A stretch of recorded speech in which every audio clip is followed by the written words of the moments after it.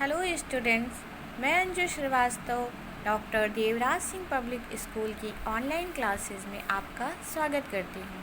बच्चों, मैं आपकी हिंदी टीचर और ये वीडियो क्लास 6 के लिए है। इसके पहले के वीडियो में हमने पार्ट 2 पढ़ा था जिसका नाम था तीर्थ तिलोनिया। तीर्थ तिलोनिया में तिलोनिया एक स्थान का नाम है जो कि राजस्थान में स्थित है। इस कहानी में या कह लीजिए इस यात्रा वर्णन में जो लेखक है कहानी का वो ये बता रहा है कि किस प्रकार पहले उसे ये जानकारी ही नहीं थी कि भारत में तिलोनिया नाम का कोई स्थान भी है। उसे सिर्फ इतना मालूम था कि वहाँ पर एक स्वावलंबी विकास केंद्र चल रहा है जिसे वहीं के गांव वाले स्त्री पुरुष मिलकर चला रहे हैं। लेखक वहाँ अपने किसी निजी कार्य से नहीं जा रहा था बल्कि अपने वास्तुकार दामाद के साथ जा रहा था जिनको अपना वहाँ पर कोई काम था।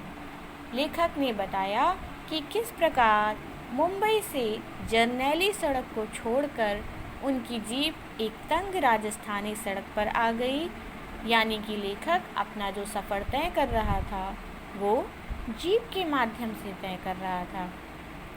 तिलोनिया गांव के बारे में उसने बताया कि वहाँ पर सिर्फ सपाट मैदान, कटीली झाड़ियाँ और दोपहर का बोझिल वातावरण था। लेखक को वहाँ पहुंचकर बहुत ही सन्नाटे का एहसास हुआ। धीरे धीरे लेकिन जैसे ही वो तिलोनिया के लोगों से मिला और जब वहाँ के स्वावलंबी विकास केंद्र में रहने वाले लोगों से उसका परिचय हुआ तो उसने जानना शुरू किया कि किस प्रकार इस छोटे से गांव ने जल संरक्षण की अनेकों विधियां अपनाकर बारिश के माध्यम से आने वाले पानी को अपने दैनिक जीवन के उपयोग में प्रयोग किया है। अब आज के वीडियो में हम इस पाठ का अगला भाग पढ़ेंगे और जानेंगे कि लेखक ने आगे तिलोनिया गांव के बारे में क्या क्या जाना और किस प्रकार तिलोनिया गांव के लोगों ने जल संरक्षण का उपयोग किया, ये जानेंगे। ठीक है। हमने पिछले वीडियो में पढ़ा था कि किस प्रकार लेखक को उस व्यक्ति ने बताया कि वो जहाँ पर खड़े हैं उसके नीचे एक तालाब है, यानी कि वो कहाँ खड़े थे, तालाब की छत पर खड़े थे। और उस व्यक्ति ने लेखक को ये भी बताया कि बरसात के दिनों में छतों पर से गिरने वाला जल सीधा इस ताल यानी तालाब में चला जाता है और उन्होंने इस प्रकार के बहुत सारे ताल बना रखे हैं। इससे पहले कि मैं उनसे कुछ पूछूं, उन्होंने मेरे चेहरे के भाव से ही मेरे सवाल को समझ लिया होगा। कहने लगे, इस बारिश के पानी को हम साफ कर लेते हैं, उसे पीते हैं, उस पानी से अपनी खेती बाड़ी करते हैं। राजस्थान की धरती तो जल के लिए तरसती है ना। अब तो ऐसे ही 110 ताल हमने अपने इस इलाके में जगह जगह बना रखे हैं। हमारे स्कूलों और सामुदायिक केंद्रों में जल संरक्षण व संग्रहण की व्यवस्था कर दी गई है। यहाँ तिलोनिया में जल के संरक्षण का प्रबंध बहुत पहले कर लिया गया था। यानी कि उस व्यक्ति ने लेखक को बताया, बिना लेखक के पूछे ही उसने लेखक को ये बताया कि वो बारिश के द्वारा जो आसमान से पानी बरसता है उस पानी को वो साफ़ कर लेते हैं, उसे पीने के प्रयोग में लाते हैं। और ना सिर्फ उन्होंने उस पानी से तालाब बनाया, उसे पीने लायक बनाया, बल्कि उस पानी से वो खेती बाड़ी भी करते हैं। उस व्यक्ति ने लेखक को बताया कि राजस्थान में पानी की बहुत कमी होती है, इसलिए उन्होंने इसी प्रकार से कुल 110 तालाब जगह जगह बना रखे हैं।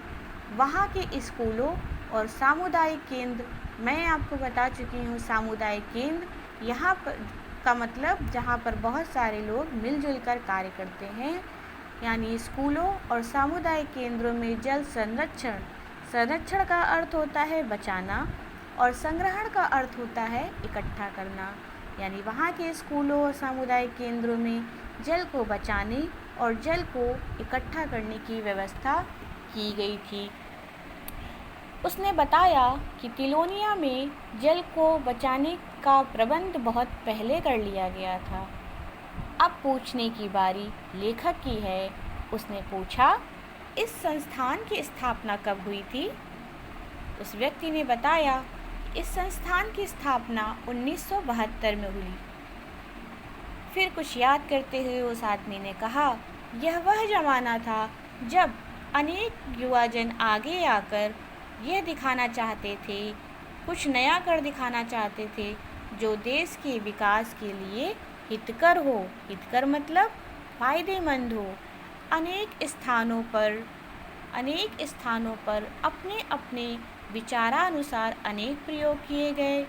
उनमें से एक यह भी था। यह भी क्या कि गाँवों और स्कूलों के सामुदायिक केंद्रों में जल संरक्षण की व्यवस्था की जाए।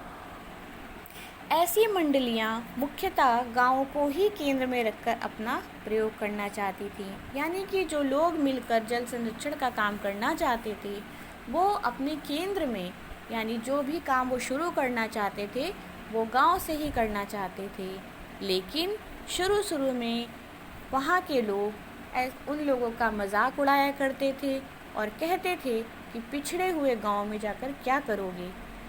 लेकिन उस व्यक्ति ने बताया कि यह प्रयोग निश्चय ही सफल हुआ, अर्थात उन मंडलियों ने जब गाँव में जाकर अपना प्रयोग किया तो उनका ये प्रयोग सफल हुआ। वे बता रहे थे, वे कौन, यानी वे व्यक्ति जो अभी तक लेखक से बात कर रहे हैं। उन्होंने बताया कि इसका गठन बंकर राय नाम के एक सुशिक्षित व्यक्ति ने किया। सुशिक्षित का अर्थ है अच्छे तरीके से पढ़ा लिखा व्यक्ति। उन्होंने बताया कि इस संस्था का गठन बंकर राय नाम के एक सुशिक्षित व्यक्ति ने किया। किसने किया? बंकर राय नाम के व्यक्ति ने किया।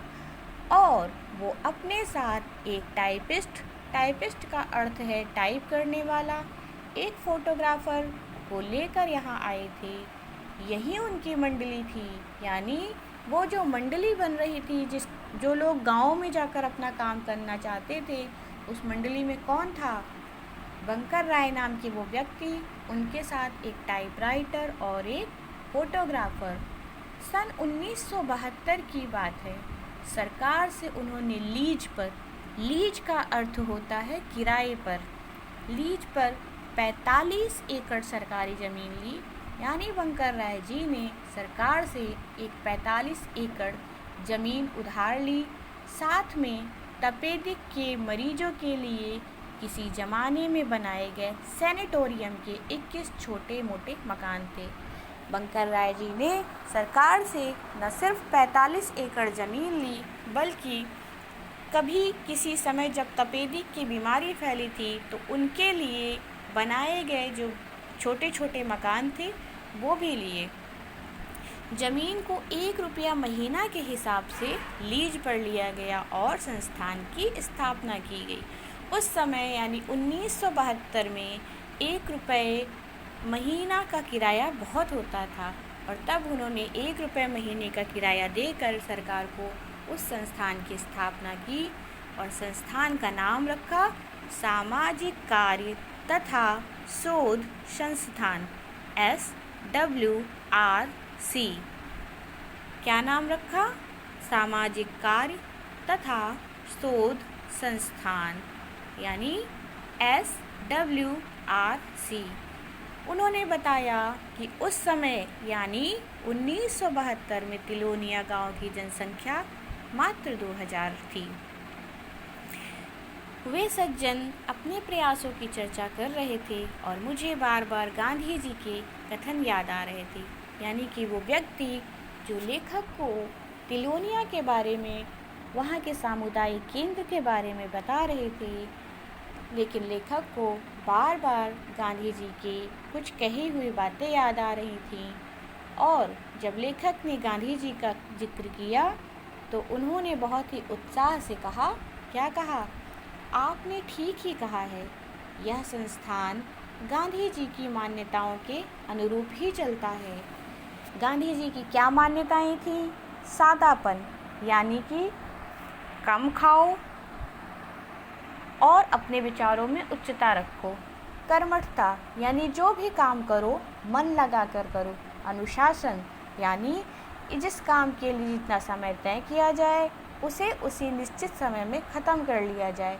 सहभागिता, यानी सबका साथ।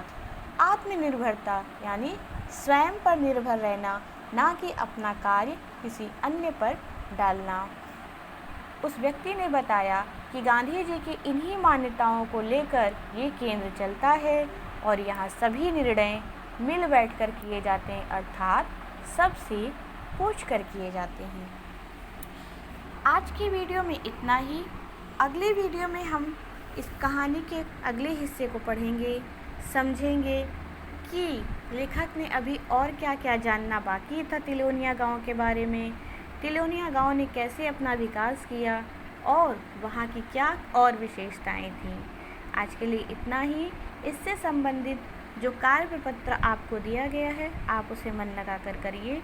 किसी भी प्रकार की समस्या होने पर आप वो सवाल मुझसे पूछ सकते हैं, आप उसे लिख कर रखिएगा।